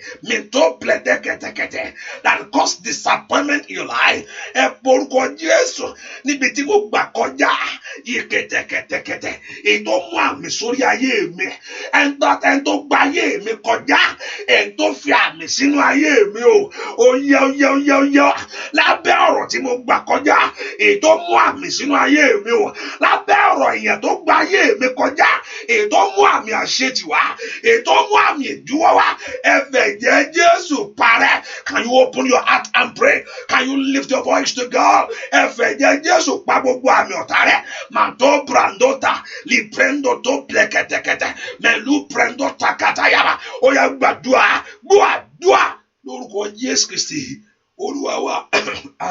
I hope you understand what I'm talking about. Ìjọ yé wa ohun tí mo sọ. Ìjọ yé wa. Tó bá yé wa sọ pé give me one, give me. Praise the Lord. If you understand what I'm talking about. Sọ pé ó yé mi, pastor. Hallelujah. Sọ pé mommy and daddy. Mommy and daddy. So ohun tí mo sọ yé wa bí? Ohun tí mo sọ yé wa. Okay, one. Yes. Yes. Thank you very much. Ẹni tó gba ayé rẹ kọjá, èyí tó fi àpá bẹ̀. Ibi tí wọn náà gbà kọjá láyé, èyí tó mú àpá wá. Tẹ́pẹ́ àmì ẹ̀rọ wa ń gbé kiri. Iṣẹ́ tí mo ṣe, èyí tó mú àmì wá. Iṣẹ́ kéèyàn mú àmì sórí ayé ẹ̀, ó ní ẹni sáǹsánù àjẹ́. Ó ní ẹni tó bá rí kíní yà á pa wọn, wọ́n á pa wọn. Ọlọ́run sọ pé ìgbà tí Ọlọ́run gbé ohun tí Kéènì ṣe tó mú àmì sórí ayé ẹ̀, Ọlọ́run fi àmì sí lára. Ọlọ́run fi àmì sí lára. Ọlọ́run fi àmì sí Kéènì lára. Ohun tí Kéènì ṣe ló gbé àmì wọlé. Ọlọ́run wá ju àmì sí. Kéènì gan mọ̀ pé àmì yìí nǹkan dé ní jẹ́ bẹ́ẹ̀. Ó ní ẹni tó bá rí wọn á pa àwọn o. Wọ́n á pa àwọn Ọlọ́run, wọ́n á pa àwọn o. Àmì tó gbé sí mi lára wọ́n á pa àwọn o. Lọ ni ẹ bá wọrí. Ẹni tó bá rí ẹ tó bá tó pa wọn àwọn kò sẹ́ wọ̀n yẹn. Ìsáǹsá yẹn ni ó jẹ́ alárìnkiri wàá jẹ́nu ayé. Ẹ pọ orúkọ Jésù. Makalia Saida. Gbogbo tí mo gbà kọjá. Ẹni tó gba ayé mi kọjá. Ní ohun tí mo dáwọ́ ní ohun tí mo ṣe tó fi àmì sórí ayé mi o. Ẹ̀jẹ̀ Jésù níbo ló wà? Dà lórí ayé mi bá ń parẹ́. Ẹ pọ orúkọ Jésù. Ẹ̀jẹ̀ Jésù. Dà lórí iṣẹ́ mi bá ń parẹ́. Ẹ ti ń bẹnu ayé mi o. Ètò fi àmì bẹ̀. Líka pando liadagada yabo. Liprando sombre katakaba. Meliadabo camperu saida. Ask the Lord to remove every mark of failure from you. Riabatanta. Liprendo somplede. Oya poruko Jésù mi tó wà. Liprendo prando seke prada. Liprendo tompre keta. Ibi tí mo wọ̀ lọ. Ètò mú àmì wá sórí ayé mi o. Ní orúkọ Jésù. Ó yẹ gbàdúrà. Olúwa pa mi ọ̀tá rẹ́ lórí àwọn ọmọ mi gbogbo. Olúwa pa mi ọ̀tá rẹ́ ní ìran mi gbogbo. Ní orúkọ Jésù. Ní gbogbo gbà kọjá. Ta ló gba ayé mi kọjá? Ní orúkọ Jésù. Yìí tata ni mo pàdé. Ta ni mo bá dá òpò láyé? Ètò mú àmì àṣetì wá. Ó yá ń bolo wàṣẹ. Rí kàtàkàtà. Ojú wo ló wojú tó wọ ayé rẹ? Lìtẹ́lì àkàtàkàtà. Mi sọ tòtò. Ètò mú ìtìjú wá. Ẹ gbàdúrà. Ẹ porúkọ Jésù. Gbàdúrà lórúkọ Jésù Kristi Olúwa wa. Ohun ẹ̀mí ó ju ọgbọ́n orí lọ. Ohun ẹ̀mí ó ju ọgbọ́n orí lọ. The Bible says a mystery. The things of the Spirit that is bigger than your thought. Ó ju ọgbọ́n rẹ lọ. And how do you know? You can only know the things through the word of God. People talk. People yam. But I believe the mystery of life is through the word of God. Ọ̀rọ̀ Ọlọ́run ni. Ohun ẹ̀mí ó ju ọgbọ́n orí lọ, ó ju mọ́ lọ, ó ju táì lọ. Táì. Ó ju bó táì rẹ lọ tó gbá sọ́run pàápàá tó bá dé ó fà tu ni. Ohun ẹ̀mí ó ju ọgbọ́n orí lọ. And only way that you can get to the mystery of life is through the manual of life itself, which is the Word of God. There's no, people can talk. People, it doesn't mean that you have a crowd that means you are saying the right thing. Ọ̀pọ̀lọpọ̀ lè lérò the wrong thing ló ń sọ lẹ́nu. Meaning that you are, people follow you, don't mean whether you, because you are here, maybe I'm saying the right thing, people will believe what nonsense thing. People, ohun ẹ̀mí ó ju ọgbọ́n orí lọ. Ohun ẹ̀mí, àwọn ẹni ẹ̀mí ní mọ̀. Ohun ẹ̀mí ó ju ọgbọ́n orí lọ. Àwọn ẹni ẹ̀mí ní mọ̀. The things about life is more than me. Ó ju ọgbọ́n yìí lọ. Ọgbọ́n orí kọ́ lèèyàn fi ń gbé. Ó jù lọ. Ohun ẹ̀mí jù lọ. The mystery of life is beyond man's knowledge. Ọgbọ́n orí kọ́ lèèyàn fi ń gbé. People can have idea will. Praise the Lord. The mystery of things of God can only discover through God Himself. The mystery about God can only discover through God, not with man's knowledge, not with man's wisdom. Ohun ẹ̀mí ó ju ọgbọ́n orí lọ.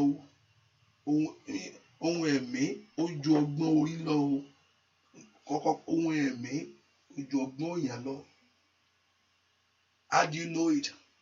Ẹni ẹ̀mí ẹni tó jẹ́ Ọlọ́run náà Ọlọ́run tó jẹ́ ẹ̀mí yẹn náà ni wà lọ bá.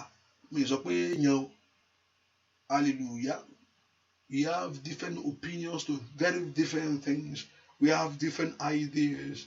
People talk with their own reason. People talk, but what I believe, with everything that speaks loud, is the Word of God.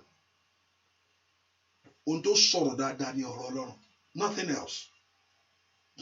We can interpret it in a different way, but it's the authority to all things in life. Ó ní ọ̀rọ̀ Ọlọ́run. Ohun ẹ̀mí ó ju ọgbọ́n orí lọ. Ohun ẹ̀mí ó ju ọgbọ́n. That's why Ọlọ́run sọ, Jésù sọ pé ẹni tó máa worship, you must worship in the truth and in spirit. You must get into the spirit because you can have access to the things of the spirit. The things of the spirit cannot just come to you until you yourself, you enter into the things of the spirit. Mi ní kó lọ gbé lùkúdì mi o. Wọ́n ti ní ká lọ sí awọnú ẹ̀mí lọ ní kí n wá bìkan gbà sí. Ìyẹn kọ́ ẹlòmíràn gba ayé lágbára gan ẹ dira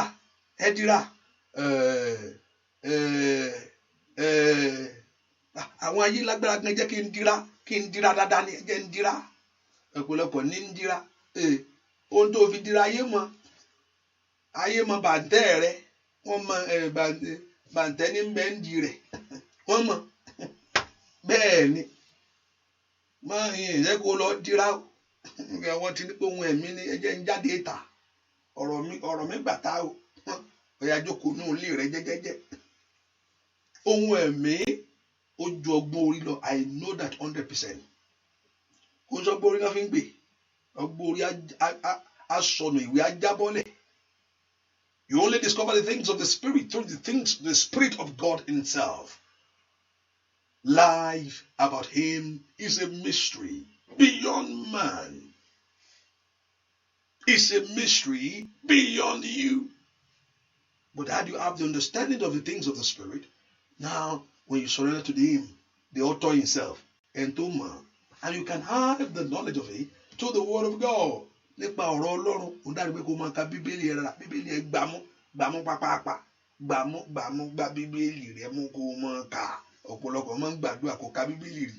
Ní ìjẹ́ bẹ́ẹ̀ yóò gbé ẹgbẹ́ ni. Olúwa, kí ló fẹ́ sọ fún Ọlọ́run? Ọ̀rọ̀ ẹnu ẹ ló fẹ́ sọ ni. Ọ̀rọ̀ ẹnu ẹ ò lè sọ fún Ọlọ́run kí Ọlọ́run, He only moved by His word. Ọlọ́run jọ̀ọ́ bá sọ mí dolóńgbò kí n jẹ́ kó ayé mi wà pẹ́nu eku. Hallelujah. Kí nìyẹn dá? Olúwa sọ mí dolóńgbò kí n máa jẹ́ kó ayé mi. Eku ayé ẹ ó ló fẹ́ jẹ. Bàtọ́ Ọlọ́run dẹ́ ẹlẹ́dàá èèyàn. Ṣé ẹ wá mi Ọlọ́run? Kò mi Ọlọ́run ni. Kò túrun kankan aláwọ̀ pé kí ló ń sọ? ìsọkúsọ ló ń sọ lẹ́nu. Ìwọ tí mo dálẹ̀ dá mi, ó wá fẹ́ di olóńgbò. Kí ló fẹ́ di olóńgbò fún? Kó o jẹ kó ayé rẹ. Ka Bíbélì rẹ dáadáa. Ọlọ́run bíbí ọ̀rọ̀ Ọlọ́run yẹn ń dá padà fún Ọlọ́run. Ọ̀rọ̀ ẹ kọ́, ìmọ̀ rẹ kọ́, ọ̀rọ̀ ẹ wá dá padà fún. Tó bá ti dá ọ̀rọ̀ rẹ padà fún, kò sí. He honor his word. Adútọ̀ rẹ̀ kò lè sọ pé òun sọ. Ọlọ́run sọ pé màá ṣe rere. Ó sọ pé mi ìrísà àgàláyé, ó sọ fún mi. Ó ní mi ní ìríkú ní ikú àìtọ́jọ́. Olúwo gborí mi sókè. Kò lè sọ pé ó ti láìláì òun sọ bẹ́ẹ̀. Ó ní pé wo ti wò mí sàn. Kò lè sọ pé òun sọ bẹ́ẹ̀. A ní bẹ́ẹ̀ ni mo sọ bẹ́ẹ̀. Èèyàn lè sọ fún mi sọ bẹ́ẹ̀ o àǹtí mi mi sọ bẹ́ẹ̀ o. Èèyàn náà. Ẹ porúkọ Jésù. Ó yá máì kàtàlí àgàdàgà fàlósàtà. Àkókò rẹ̀ mi tọ́. Ẹ gbélé mi lọ́wọ́ Olódùmarè. Ẹ jẹ́ kí mi náà mọ rere. Ẹ jẹ́ kí mi náà máa dùn. Ó máa dá kéèyàn ní nǹkan o. Ẹ jẹ́ kí mi náà máa dùn rere. Kó máa wo àwọn èèyàn kó máa ṣeré ṣèjú èèyàn kò dáa. Ẹlòmíì kò lè handle ẹni ló fi lọ gbàjẹ́. Wọ́n lè ṣeré máa dá èmi ní kọ́kọ́ gbogbo yín ni máa dà máa bẹ́ẹ̀ ni kò lè handle ẹni ẹlòmíì ò lè handle rẹ onírè pé ẹlòmíì ìṣoríire inú abíyáwó ẹlòmíì ìlara ló dẹ̀ fà á ìlara lẹlòmíì ló fi wọnú nǹkan míì lọ ẹlòmíì àìnóye ni wọ́n lé mi ní àwọn kan ló lé àwọn wo ló ń lé ọ òun náà bá lọ ṣe àbá tẹ̀sí lé àwọn ẹlẹ́ni ọ̀dẹ lé wọ́n lé mi ní òun náà máa gbógun ti àwọn tí ò lé àbá tún gbógun wọlé. Ẹ porúkọ Jésù Olúwa ṣàánú mi. Ẹ jẹ́ kí mi náà máa dùn rere.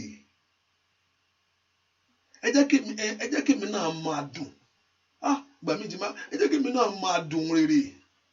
Ẹ jẹ́ kí mi náà rí. Ẹ jẹ́ kí mi máa dùn rere. Porúkọ Jésù. Ẹ jẹ́ kí mi náà. Ọlọ́run jẹ́ kí mi náà máa dùn. Jẹ́ kí n máa dùn owó. Kí n má ṣaláìní mọ́. Jẹ́ kí n máa dùn pé mi náà lọ́mọ láyé. Ayé ń rí bí.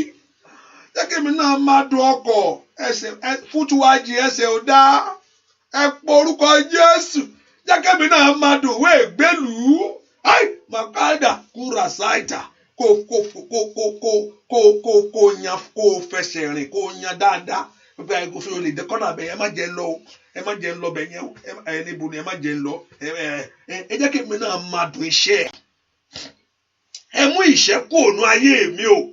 Entaliaba sandaliaba. Ask the Lord to give you the joy of good things in life. Ẹ porúkọ Jésù. Mateteteliaba. Mato prando seketebo. Gbàdúà lórúkọ Jésù Kristi. Olúwa wa. Ire mi máa bọ̀ wá. Máa ṣorí ọ̀fẹ́ lè sí. Ire ayọ̀ sá. Wá sọ́dọ̀ mi. Kó yẹ rí. Ire mi máa bọ̀ wá o. Ire ayọ̀ sá. Wá sọ́dọ̀ mi.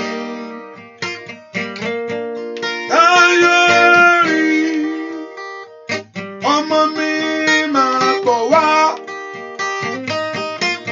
Ọmọ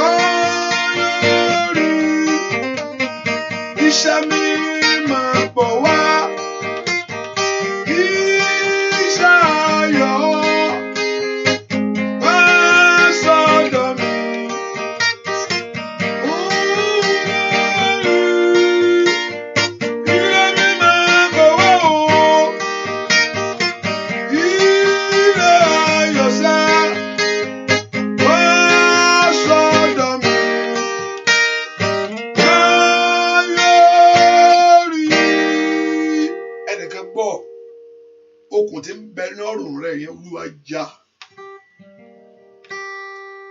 Ẹnìkan gbọ́ dáadáa.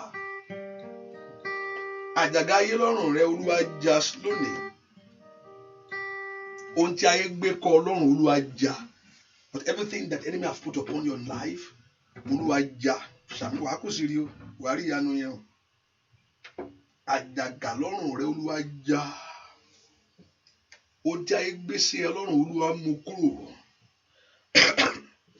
Látòní lọ, ó dẹni òmìnira o. Látòní lọ, ó dẹni òmìnira o. Látòní lọ, ó dẹni òmìnira o. Látòní lọ, ó dẹni òmìnira. God never determined the economy to bless you. Never determined the city. That determine your life by your background. But once you believe God and you put your trust in Him, He only determine everything about you by your understanding of your faith in Him. Oye to nini, no oribito wa, and don't be no desert. Even the word of God says He's going to make a desert a place of water. Ramba to pleke se plendekete, ropalu seke prada, gbogbo àjàgà lọ́rùn Olúwa já. Ó yá bẹ̀rẹ̀ sí mọ òmìnira, mọ òmìnira, ṣàmẹ́, mọ òmìnira, ṣàmẹ́, mọ òmìnira, ṣàmẹ́, mọ òmìnira, ṣàmẹ́, mọ òmìnira, mọ ìbùkún, mọ ògo, máa ṣíorí ní orúkọ Jésù, máa dùn látòní lọ, máa dùn. Ohun tí ayé fi ń pọ́n ọ lójú, ohun tí ayé fi ń pọ́n ọ lójú, ohun tó dàbí ẹ̀dà múnú ọkàn ẹ̀, mo ní ó dá kéèyàn ní nǹkan, ó mà dá o pé kó o ní nǹkan tó fẹ́ ní láyé, pé kí wọn náà lówó láwọ́, bàbá mi ó mà dá mo gbà ó ní pé ó ní fún tó tọ́ bọ́ mi ò fọ́rọ̀ ọ̀rọ̀ rẹpẹtẹ tàbí jẹ́ kí n lè máa ṣe tó yẹ kí n lè ṣe. Ohun tó sọ nìyẹn, ó máa fún mi ní ọ̀rọ̀ but kó o fẹ́ ra nǹkan 10 million o lè ṣe kó at any time.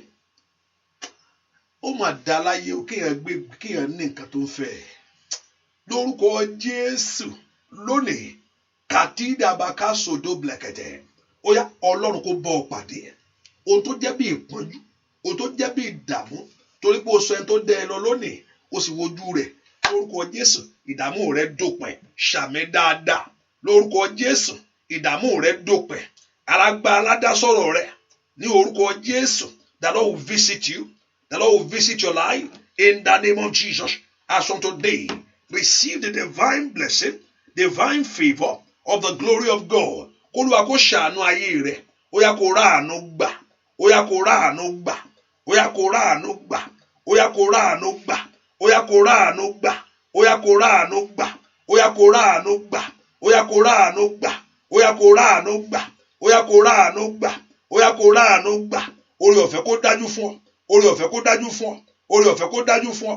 Oore ọ̀fẹ́ kó dájú fún ọ. Oore ọ̀fẹ́ kó dájú fún ọ. Oore ọ̀fẹ́ kó dájú fún ọ. Oore ọ̀fẹ́ kó dájú fún ọ. Oore ọ̀fẹ́ kó dájú fún ọ. Ní orúkọ Jésù, k'Olúwa kó bò ọ́ láṣìírí. K'Olúwa kó bò ọ́ láṣìírí. Oore ló kó fi bò ọ́ láṣìírí. Ní orúkọ Jésù, oore kó fi bò ọ́ láṣìírí. Oore kó fi bò ọ́ láṣìírí. Ní orúkọ Jésù, oore kó fi bò ọ́ láṣìírí. Ní orúkọ Jésù, kó rógo lò, kó rógo lò, kó rógo lò, kó rógo lò, kó rógo lò, kó rógo lò, kó rógo lò, kó rógo lò, kó rógo lò, kó rógo rẹ lò, kó rógo rẹ lò. Ní orúkọ Jésù, likata katakata, màtó prandata, alágbára tó ń ṣe pàṣípàrọ̀ ògo. Ní orúkọ Jésù, gbogbo alágbára tí ń ṣe pàṣípàrọ̀ ògo, èyí tí ń gbé ògo sọnù, alágbára tí ń ṣe pàṣípàrọ̀ ògo, mo ní Jésù mọ̀ lé wọn jáde. Àìnànànànàmbà soblendo plendekeda repelukepeya, alágbára tí ń ṣe pàṣípàrọ̀ ògo. Ní orúkọ Jésù, k'Olúwa kó ṣí wọn lọ́wọ́ ọṣẹ́. Ṣàmì dáadáa. Olúwa ṣí wọn lọ́wọ́ ọṣẹ́. Olúwa ṣí wọn lọ́wọ́ ọṣẹ́. Olúwa ṣí wọn lọ́wọ́ ọṣẹ́. Olúwa ṣí wọn lọ́wọ́ ọṣẹ́. Olúwa ṣí wọn lọ́wọ́ ọṣẹ́. Olúwa ṣí wọn lọ́wọ́ ọṣẹ́. Olúwa ṣí wọn lọ́wọ́ ọṣẹ́. Olúwa ṣí wọn lọ́wọ́ ọṣẹ́. Olúwa ṣí wọn lọ́wọ́ ọṣẹ́. Olúwa ṣí wọn lọ́wọ́ ọṣẹ́. Olúwa ṣí wọn lọ́wọ́ ọṣẹ́. Olúwa ṣí wọn lọ́wọ́ ọṣẹ́. Olúwa ṣí wọn lọ́wọ́ ọṣẹ́. Ò ní dààmú. Ìyà ò ní jẹ ọ́. Ò ní dààmú. Màmá ẹ̀ ní dààmú. Ìyà ò ní jẹ yín. Ayé ò ní fi ohun rere dùn ọ́. Ayé ò ní fi ohun rere dùn ọ́. ohun tó tọkàn ẹ pòǹgbẹ fún kólúwa kó tàn òǹgbẹ ohun rere rẹ ṣàmì ó ní olúwa kó tàn òǹgbẹ ohun rere rẹ lónìí ṣàmì dáadáa mo ní kí olúwa ọlọ́run alààyè kó tàn òǹgbẹ ohun rere rẹ òǹgbẹ ohun rere tó ń gbẹ òǹgbẹ ohun rere tó ń gbẹ ọ́ mo fẹ́ lọ́mọ èmi náà fẹ́ lọ́kọ mo fẹ́ láya mo fẹ́ níwèé ìgbélu ayé ló ṣe gbé má wọrí ohun tó ń ṣe inú ayé nìyẹn ó yẹ kí wọn náà ṣe ó gbọ́rùn o àwọn ẹgbẹ́ when I was in the world tó ti lọ sọ́run ni we are still in the world hallelujah when I was in the world ó wà inú ayé náà ló ṣì wà rí pàtó plẹ̀kẹ́tẹ̀kẹ̀tẹ̀kẹ̀tẹ̀ mayadaba ó sọdọ́m brẹ̀dẹ̀kẹ̀tẹ̀ le frendo pero semblẹ̀kẹ̀tẹ̀ pẹ̀lẹ́wọ́dà le prendo somprẹ̀kẹ̀tẹ̀ inú ayé yìí náà ni ó yá ṣe rere ó yá ṣe rere mo ní kó ṣe rere mo ní kó ṣe rere mo ní kó ṣe rere ó yá ṣe rere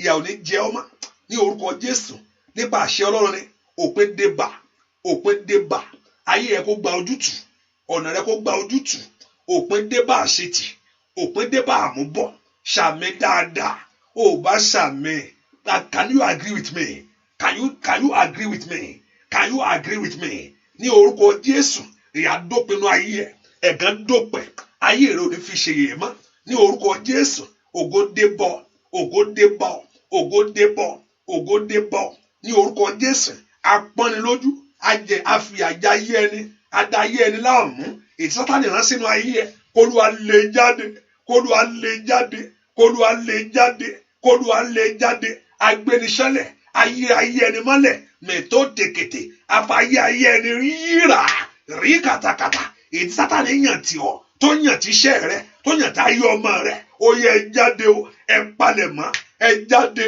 ó yá ẹ jáde ó yá ẹ jáde ai makali asaida wali kandadaba manso tototeya mando brandaza manto prendo tokeleba mendo brendekete li prando sandiria ó yá kó Olúwa múnú ẹ dùn kó múnú yín dùn Olúwa múnú wọn dùn múnú wọn dùn múnú wọn dùn múnú wọn dùn múnú wọn dùn múnú wọn dùn múnú wọn dùn ó ṣàlóhun tó fẹ́ ṣe ní orúkọ Jésù Olúwa múnú wọn dùn ó yá kọ́lọ́run kó dùn ọ́nà Ọlọ́run Ísírẹ́lì dùn àyà àwọn èèyàn inú Ọlọ́run Jákọ́bù dùn àwọn èèyàn náà Ọlọ́run Ábúráhámù kó dùn ọ́nà ní orúkọ Jésù màtálíà gàlà Ọlọ́run ẹ̀mí àwọn wòlíì lìyàkáfìlàdà kó dùn yín nú ní kàtàkàtà Ọlọ́run tó ń dúró tọ̀rọ̀ rẹ̀ ní orúkọ Jésù Ọlọ́run májẹ̀mú ní orúkọ Jésù ó yá kó dùn yín náà àìkò láyọ̀ rere rí tiẹ̀ gbà kó dára fún ọ ojú òní tì ọ òní dẹni ẹ̀gàn ayé rẹ òní bàjẹ́ ní orúkọ Jésù òní dààmú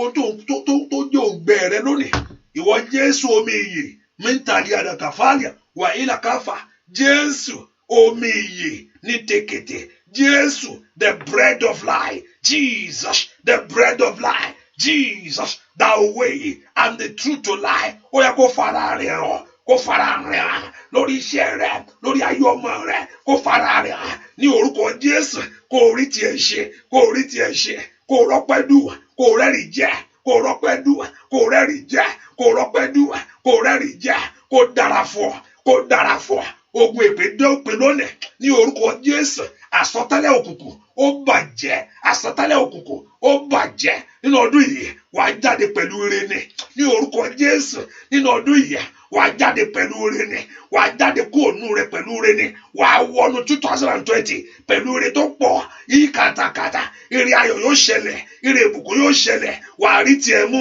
ìdààmú rẹ dópin ni èmi wá sọ tàṣẹtàṣẹ ní orúkọ Jésù Kristi Olúwa mo sọ pẹ̀lú ohùn rẹ̀ lónìí ìyàtọ̀nù ayé rẹ̀ ṣàmì k'Olúwa kókó ọmọ ẹ ṣe níbi tó wà tí ìyanu rẹ̀ yóò fi ṣẹlẹ̀ ẹni tí wàá rí tí ògo rẹ̀ yóò fi bú jáde ìṣẹ̀lẹ̀ tí yóò ṣẹlẹ̀ tó gbé ayé rẹ̀ síta ó yá kó bẹ̀rẹ̀ láti ṣiṣẹ́ lọ ṣàmì dáadáa ṣàmì dáadáa ṣàmì dáadáa ṣàmì dáadáa ṣàmì dáadáa ṣàmì dáadáa mí là ló kàfà ẹni tí wàá pàdé tí ó kórè bọ ibi tí wàá lọ tí ọ̀nà ó fi là fọ́ ohun tí wàá dáwọ́lé tí gbogbo rẹ̀ ó fi búrẹ́kẹ́ lórúkọ Jésù kó ṣẹlẹ̀ ó màkáyà kó ṣẹlẹ̀ k'Olúwa kó kọ́ ọmọ ṣe k'Olúwa kó kọ́ ọmọ ṣe k'Olúwa kó kọ́ ọmọ ṣe ò ní dẹni yẹ̀yẹ́ aṣọ ẹ̀gàn fàya k'Olúwa kó bò ọ́ láṣìírí, àdúrà rẹ kó gbà, ò ní gbàgbànù àdúrà, ò ní wá lásán ní orúkọ Jésù, ò ní gbàgbànù àdúrà. Ẹni tó ní kò ní ṣeé ṣe ní kí Ọlọ́run mú kúrò níwájú rẹ̀. Ẹni tó ní wọn ò ní fàyè gbọ́ ní orúkọ Jésù, ò ní kí Ọlọ́run tì mọ́lẹ̀, ó yá kó rí ìyanu Ọlọ́run. Bẹ́ẹ̀ ni ó sì rí láì lórúkọ Jésù Kristi Olúwa wa. Àmín, àmín, àmín lórúkọ Jésù. Hallelujah. Praise the Lord. Ẹ ká fi sọ́kà pé àdúrà yìí tẹ̀síwájú ní 12. Ní 12 yẹn, I'll probably just a short prayer, please. Hallelujah. In the English section, because also we have to honor those that don't understand the Yoruba too. I wish I can have somebody beside me now. I say in English and so it will make it easier. Hallelujah. So I will be back by 12 by God's grace. And also, but from 12 we have prayer by 3. And also we have prayer by Bíbélì pé ẹ bèrè títí ayọ̀ yín ó fi kún ni. Ó ní kéèyàn bèrè pẹ̀lú títí ayọ̀ yín ó fi kún. Ó ní kó bèrè títí ayọ̀ á fi kún ni. Ó ní kéèyàn bèrè títí ayọ̀ ó fi kún. Ó ní ìjọba Ọlọ́run fi agbára àwọn tí ó máa gbà wàá fi pá rẹ̀ wàá gbà ni. Jésù gangan kò take it easy. Jésù gangan kò take it easy. Bẹ́ẹ̀ ni kò take it easy o. Jésù lálálẹ́ ó máa depart á lọ gbàdúrà. Pẹ̀lú bó ṣe jẹ́ Ọlọ́run tó ní o, and all this because he's in a flesh. So ó gbé aṣọ ó gbé ara èèyàn wọ̀. So he follow the principle of a man to have victory. Ìgbà tó dẹ̀ ìwọ náà lọ wò ó gbé ara èèyàn wọ̀ ni, kò ń ṣe èèyàn o, ó gbé ara èèyàn wọ̀ ni. Báwo ìgbà tó dé ibìkan ṣe ó ṣí ògo yẹn, ó ṣílẹ̀, gbogbo wọn ò lè wọ́n dojú bolẹ̀ ni. Ó gbé ara èèyàn wọ̀ ni o. So but in that man he learned by obedience. So a lọ gbàdúrà lálẹ́, a gbàdúrà. Ayé ò gbàgbẹ̀fẹ́ o, mọ̀ jẹun tán o. Ayé ò gbàgbẹ̀fẹ́ o. Wọ́n kọ́ tẹ̀ tí kọ́tẹ̀ máa tàn ọ́, ìwọ ló mọ ohun tó ń ṣe ọ́. Ìwọ ń tán nǹkan ń ṣe. Mọ̀ṣẹ̀lẹ̀ pásítọ̀ títí ilẹ̀ ń sọ yẹn jọ, mo mọ ohun tó ń ṣe mí. Ṣùgbọ́n òye Ọlọ́run, it will lead you to a place of miracle. Ẹni tí nǹkan ṣe ló mọ̀. But ẹni tí nǹkan ṣe ó láti ní òye láti jáde ní nǹkan tó ń ṣe. So the Lord will help us in Jesus. So I will come back by 12. It'll probably a short prayer and all by 3. And also, I think I was thinking the program today, the church program today, probably be 5. I will announce to us for those that will be there. Because I realized this Saturday, so we can come earlier and go, so we prepare for Sunday. But I will be back after then, I will be back by 12. Either 12 or 1. It has to be 12 because of those, or 12 and 12 or something like that. For those in Nigeria, or because you are going to church in the morning, Ematilo Church, and many of you want to pray. Once you're back from your church, you can break. And also I'll be back after then just to pray for everyone. Probably short prayer by then. And also the prayer continue tomorrow too. Àdúrà kì í tán, mo ṣe gba méjì kan ni. Àdúrà continue. Hallelujah. Kó fún ẹ gangan. Àdúrà continue. Kó rí gbà gangan. Àdúrà continue. Kó gbaṣẹ́ yẹn. Àdúrà continue. Kó rọ́mọ yẹn bí. Àdúrà continue. Kó tó bá fẹ́. Àdúrà continue. The Lord Jehovah God will help us in Jesus' name. Ọlọ́run yà omi ìsímọ́. Passport yẹn Olúwa yà síwájú ó múre jáde.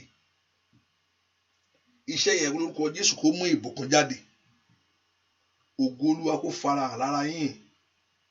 Ohun tó ń wojú Olúwa fún kó ṣẹlẹ̀. Ohun tó gbàládùá kó wá. Olúwa yà omi ìsímọ́, yà òróró ìsímọ́. Agbára Ọlọ́run kó wọnú òróró yìí lọ. Lórúkọ Jésù, sanctify it, O God. Yà omi ìsímọ́ Ọlọ́run. Ọwọ́ agbára kó kan omi yìí. Bẹ́ẹ̀ ni ó sì rí. láì lórúkọ Jésù Kristi Olúwa wa. Àmín, àmín, àmín. Thank you for coming. God bless you.